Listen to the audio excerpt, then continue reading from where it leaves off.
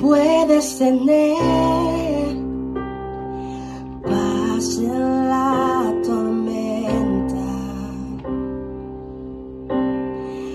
fe y esperanza cuando no puedas seguir